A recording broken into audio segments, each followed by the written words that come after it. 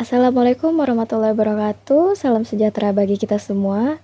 Perkenalkan, saya Nurul Salma Azizah dari Prodi Sastra Inggris dan hari ini saya akan menyampaikan materi singkat dari sesi 1 atau modul 1 tentang ragam dan fungsi bahasa Indonesia yang mencakup fonetik dan fonologi serta bunyi konsonan dalam kajian fonetik dan fonologi. Nah, pertama-tama mari kita pahami dulu apa itu bahasa.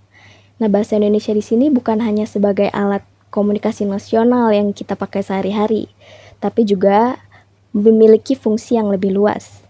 Misalnya, sebagai alat ekspresi diri.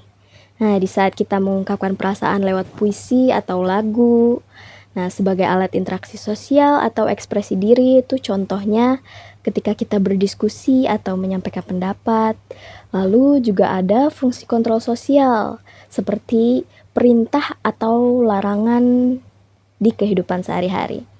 Nah, yang terakhir, sebagai alat integrasi sosial atau pemersatu bangsa. Nah, selanjutnya kita masuk ke bagian fonetik dan fonologi. Dua istilah ini sering muncul ya dalam ilmu linguistik. Nah, fonetik itu mempelajari bunyi bahasa dari segi fisik. Nah, bagaimana bunyi diproduksi oleh alat ucap yang kita pakai sehari-hari seperti lidah, bibir, dan paru-paru. Contohnya, bunyi B diucapkan dengan menutup dan membuka kedua bibir. Ya.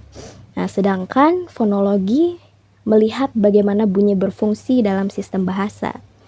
Contohnya dalam bahasa Indonesia, bunyi P dan B itu kan berbeda maknanya. Nah, padi dan badi ini adalah dua kata yang berbeda. Maka P dan B bisa disebut sebagai fonem ya, yaitu suatu satuan bunyi terkecil yang bisa membedakan arti kata. Nah, contoh lain fonem juga seperti T dan D seperti yang kita lihat. Jadi, jika bunyinya berbeda maka maknanya juga berbeda. Nah, sekarang kita bicara tentang bunyi konsonan. Nah, kalau secara fonetik, konsonan dihasilkan dengan hambatan udara.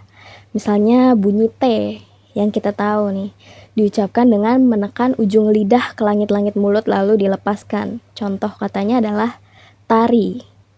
Nah, kalau dalam fonologi, kita tidak hanya memperhatikan cara pengucapan, tapi juga posisi bunyinya dalam kata. Misalnya bunyi eng, itu hanya muncul kan di akhir kata, seperti pada kata kucing atau dinding. Nah, contoh lainnya seperti ny atau nya. Itu biasanya contohnya menyanyi begitu.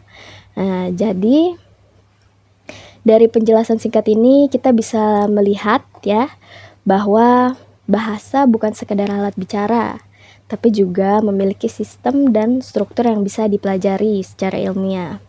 Materi ini juga mengajarkan bahwa fonetik dan fonologi memberi kita pemahaman yang lebih dalam tentang cara kerja bunyi dalam bahasa.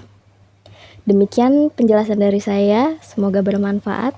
Wassalamualaikum warahmatullahi wabarakatuh.